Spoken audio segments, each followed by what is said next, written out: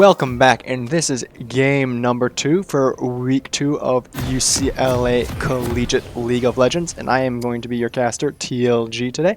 And we are seeing quite the similar teams on both sides here, as we do see the Syndra returning, although UCLA's team is much more similar than, or much less similar to last game compared to Broncos, who are bringing back the Gwen, the Lee Sin, and the Nautilus. Chairman Pao is going to be stripped of his Corki, and Dragon is going to have to actually go Ashe, as Jin is going to be taken up by the Doggo, who is not going to be taking a second chance at Zeri this game.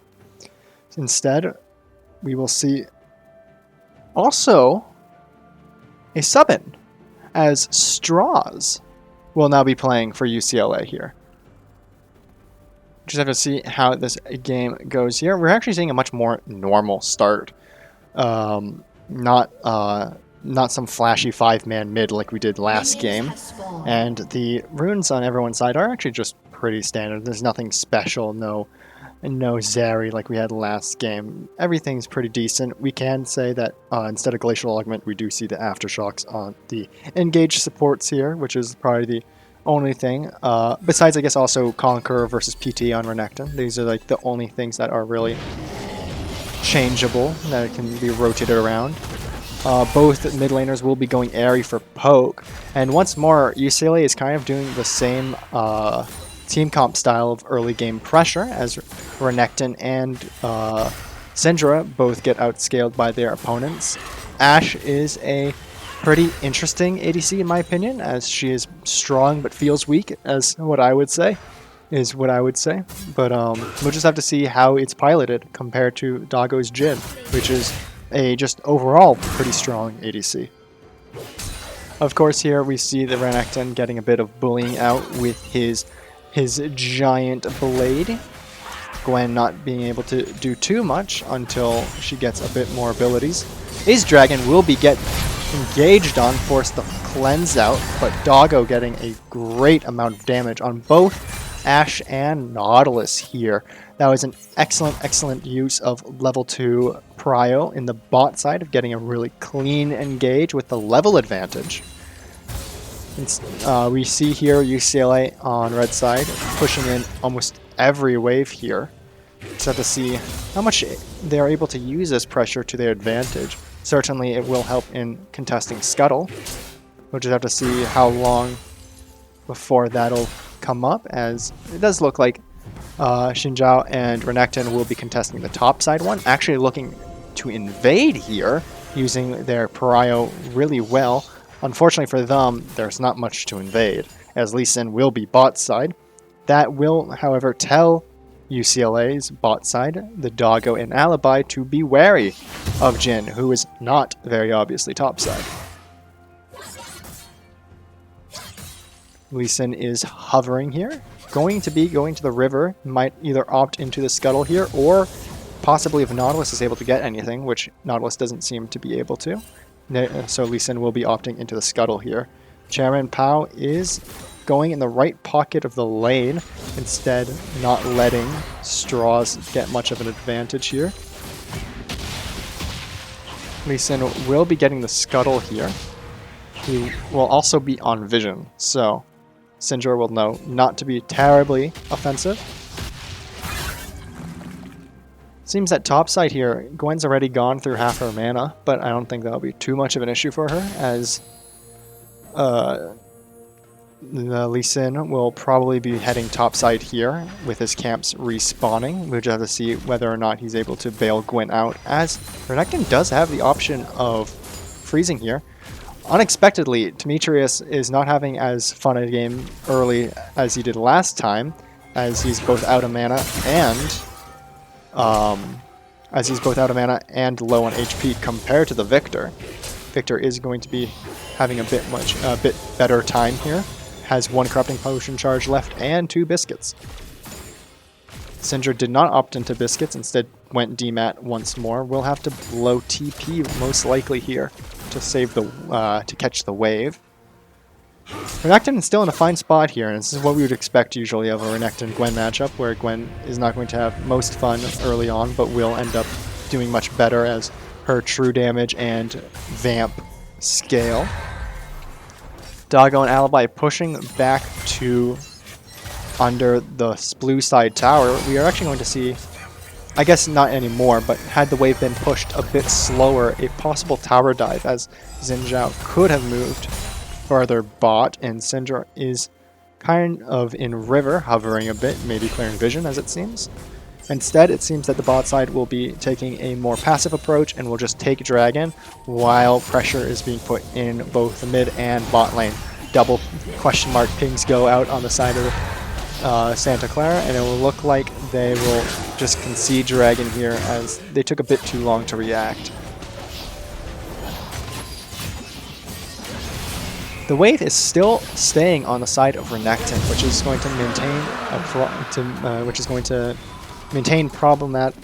to continue to be problematic for Gwen here, as Gwen will be unable to have the most fun farming as she has to deal with both Renekton's current early game prowess. However, it's very possible that a bad trade here on the side of First Poro will actually lead him to die. He will go all in here. He does have the ult, chooses not to, instead opts for a small trade, which is probably the best case scenario here, as he will pick up the rest of this wave. Gwen does have to back out and get the honey fruit. Will help her out quite a bit here, as she'll go nearly full HP and mana. Alibye and Doggo resume to the bot side. Dragon is playing decently far back, unaware of where Leona is right now. Pretty smart. And it looks like there's going to be a lot of focus coming up on the mid side as both junglers are hovering. Never mind, Alibye is going to get the E on Dragon. Dragon's going to cleanse. Victor's going to be going in on the mid side, but it seems that these two fights and nothing is going to come of it.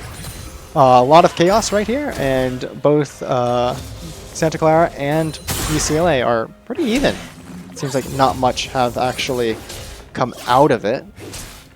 We see that the top side is still just an island for the most part. Ooh, Shadow being a bit offensive here, getting the second charge of her W towards Renekton. Will instead opt to just continue clearing the wave after possibly spotting the Zhao. Chairman Pao is going to just have fun farming. He doesn't really need to worry too much, as even if his farm is a bit lower, he'll still be probably more useful than Syndra later in the game, as he has a lot of AoE and just damage overall. Syndra much more bursty. Does have a bit of a possible range advantage if she's able to get massive QE combos. Yeah, it looks like here the Victor, especially having gotten enough Hextech fragments to upgrade his ground laser, it will be very difficult for Syndra to even oh, never mind. The ground laser isn't even upgraded yet. It's just, which would make sense as his farm is not high enough and he has no takedowns. But it seems that his laser is just already decent enough to pose quite a threat to Syndra. Both bot sides are positioning very, wary of one another. Alibye trying to see if she can get anything from it. We do see a huge wave here building top side. Renekton will be forced to either try to shove it in or take Gwen with them.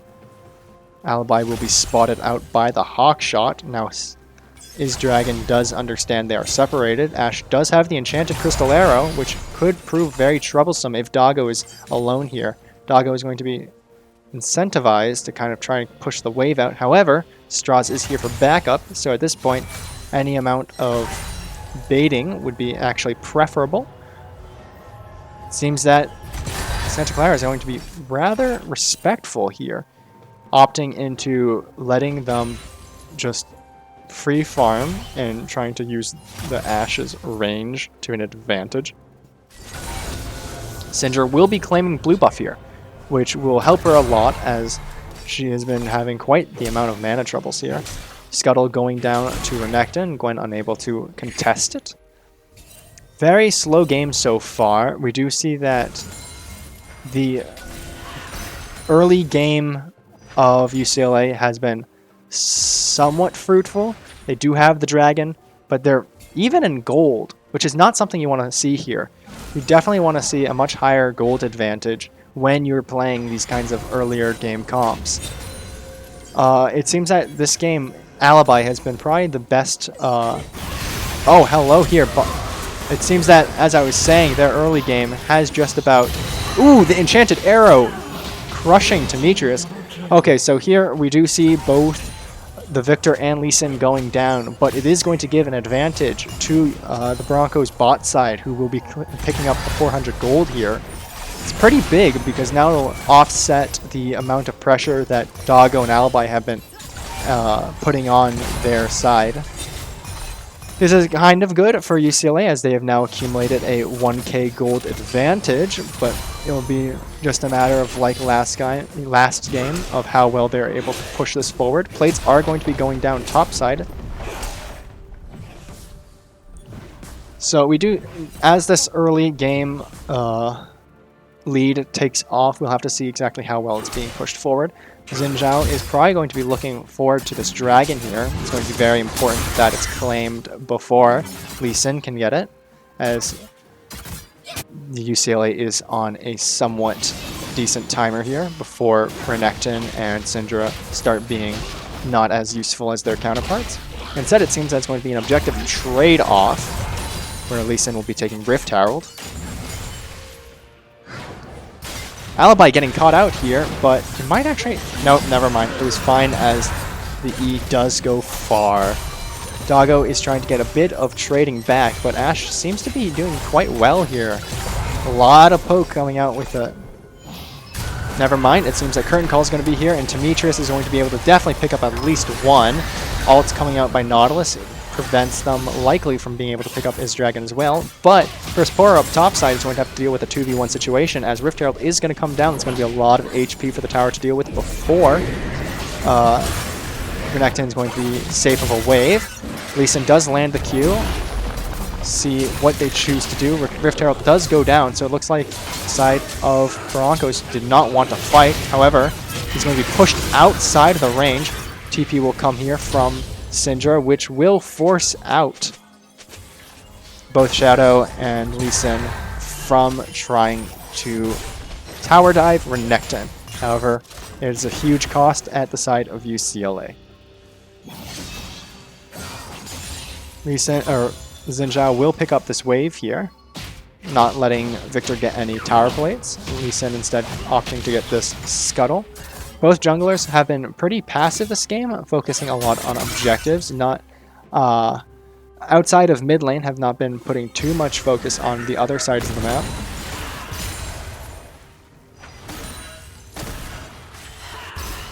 A lot of just back and forth right now.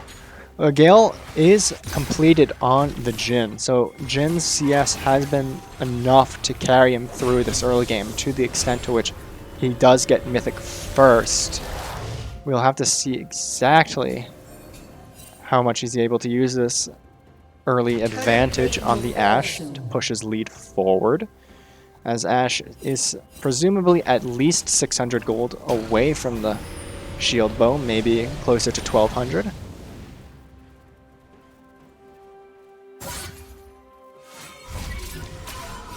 Jhin is going to be solo bot side, as Alibye will be hovering mid. It doesn't seem like too many opportunities are showing themselves right now, as all the players are playing pretty safely here, really trying not to give too many opportunities of attack of the enemy team. Gore Drinkers coming out on... Ooh, Enchanted Crystal going far. It's going to prevent the side of the Broncos from going in, but a nice hook goes on Sim Sim, which will actually start a pretty decent exchange of abilities, but not much else. Ult's going down for both support, or for the side of Leona and Isdragon.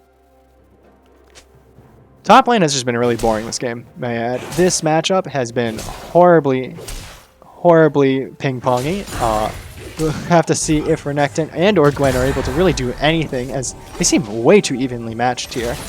Renekton is maintaining that kind of early lead in the CS as one would expect, but not really putting too many advantages elsewhere, especially when you have a jungler like Xin Zhao, which can tower dive. They took a pretty passive approach to this game, which may hurt them in the long run, but I guess it's still better than being behind on such a early game champ as Renekton. Seems that there's going to be enough hovering here on UCLA bot side to get this turret. They are going to let the turret, smartly so, kill the minion wave first, as there cannot be any competition for it here. This is definitely an optimal play by the side of UCLA, really intelligent. Mid lane is going to still be a bit of a back and forth between Syndra and Victor, which neither champion here, although there's been a lot of action in this lane, have picked up any kills themselves, all instead going to either the ADC, the support, or the jungler. Top side, both laners are still 0-0-0. We'll have both picked up their mythic, but not much else. Seems a very, very slow island here. Dragon will be coming up pretty shortly in 35 seconds, so we'll have to see exactly what Renekton does here with his wave, whether he chooses to use his wave to force out the tower top side while the dragon comes up, or whether he wishes to push it in quickly. Oh, here we go, Alibye going in before any of her teammates are around, but it might not matter. Nautilus going a bit wide, the Enchanted Crystal going, but the Leona will stop the engage. Straw is pretty deep, but that Crescent Guard from Zhao is going to keep him rather alive, as he will be mitigating a lot of damage. Poro's massive heal on the Gore Drinker will keep him alive as well, and it seems that this is a disaster for the Broncos, as their scaling comp was just not strong enough yet. A lot of positioning was pretty poor on their part, as UCLA was able to make advantage of where they were and get a lot of grouped up attacks here with both Renekton, Syndra, and Xin Zhao. Mid lane is going to be taking a bit of a hit to the tower, as the dragon will be going to UCLA. And just like last game, we can pretty much assume that these dragon advantages will be nasty to deal with, as Infernal Drake will give, actually, probably Infernal Soul will tip the scales to which Victor is better late than Syndra, by giving Syndra's poke combo a lot more potency.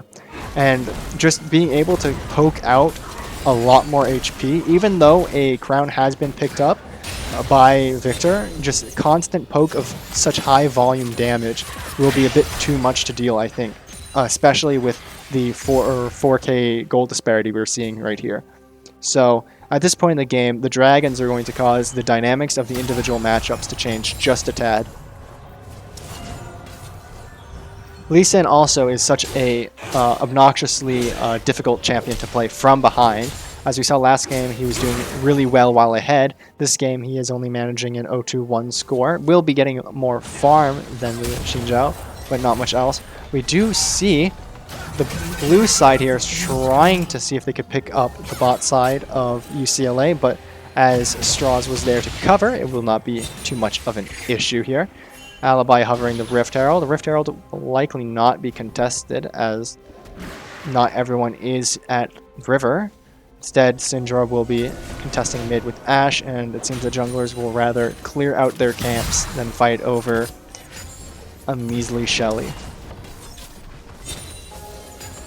Renekton is possibly an issue for the Victor to deal with here bot side if Victor ever steps too close. Renekton having if he's able to use his Q to poke the Cran, will then be able to take the second opportunity to all-in Victor. Victor will instead choose to back here. Renekton is still pretty pushed up, but UCLA feels pretty comfortable with the vision they have on the map already to keep him down there, as he will now choose to back off. Or instead, actually, I guess, with all the vision they have and knowing that it's likely only one or two people that can match bot side, Nautilus does go in. Jhin getting a bit of poke damage here. Gwen becoming immune. Jhin tanking the Enchanted Crystal Arrow, going to result in his death most likely, as Gwen is doing a large amount of damage. Doggo is ignited, will fall here. And it seems that blue side will get not much. Just a couple kills. Or, I guess, one kill for that matter. Not even much at all, as only Jin's the one that goes down. Rift Herald is not going to stay alive long enough to be taken up, and Nasher is going to take too long to get up for them to take.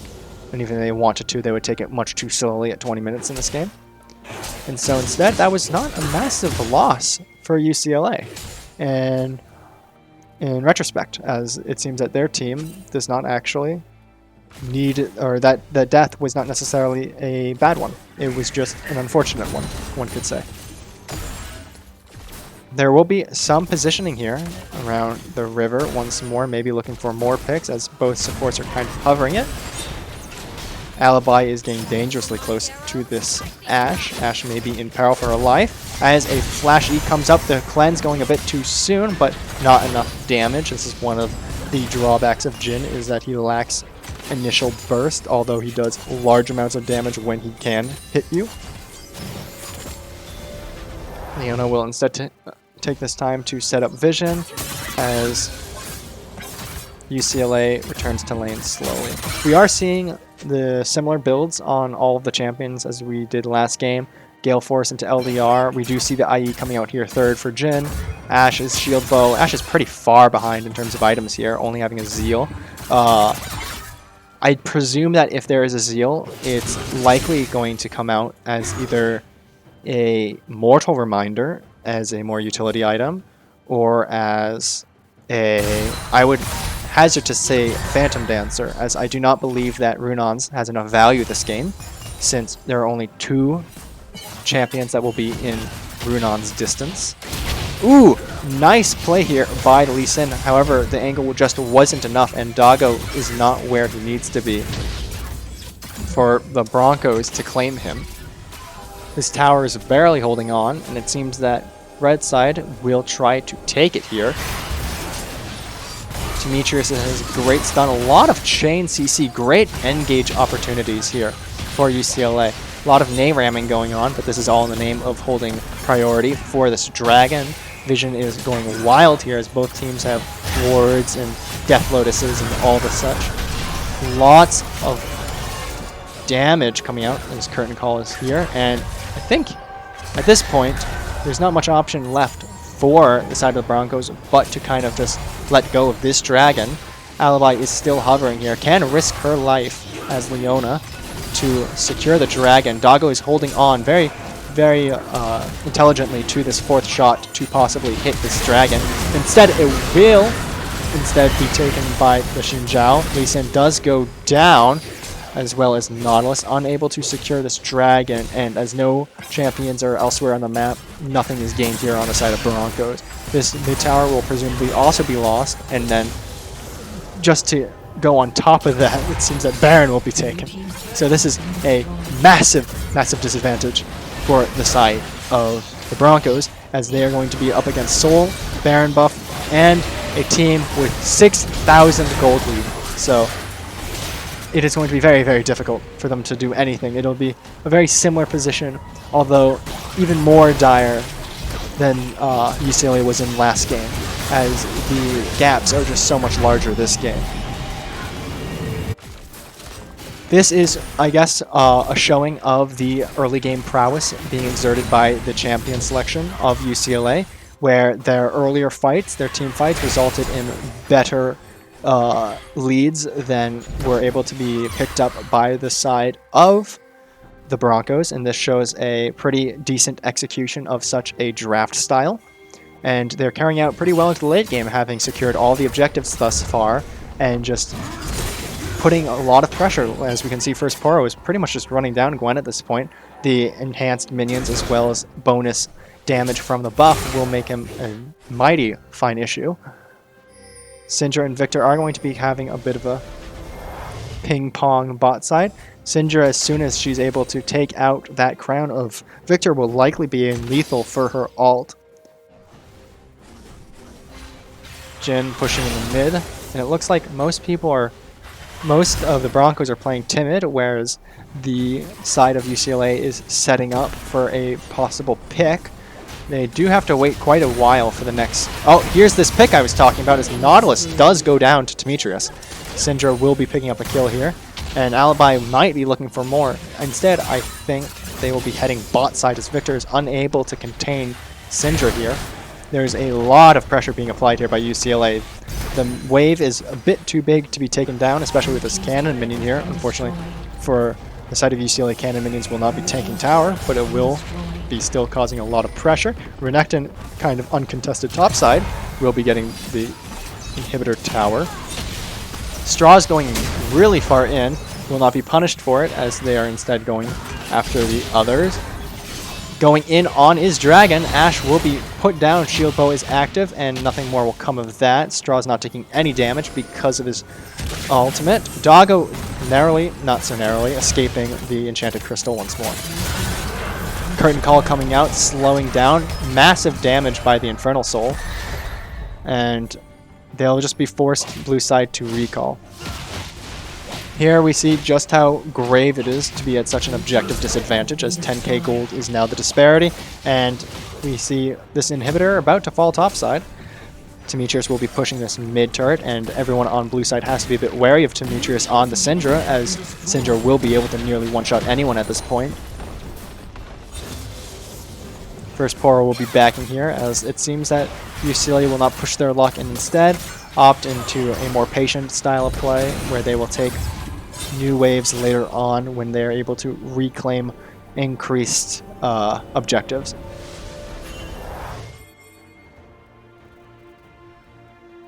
Good back. So now we see the IE finally out on Jhin. It's going to be a massive amount of damage, very difficult to manage. Mejai's at 10 stacks for Syndra, which gives her a bit more MS to dodge Victor with, pretty decent. We do see Warden's mail on the Renekton. It's going to make him rather tanky, as well as a stopwatch on Zhao, which is going to make engages a bit harder to deal with. Nautilus going in on Doggo. Doggo is going to Gale Force, but the chain CC might just not be enough, as Doggo will go down.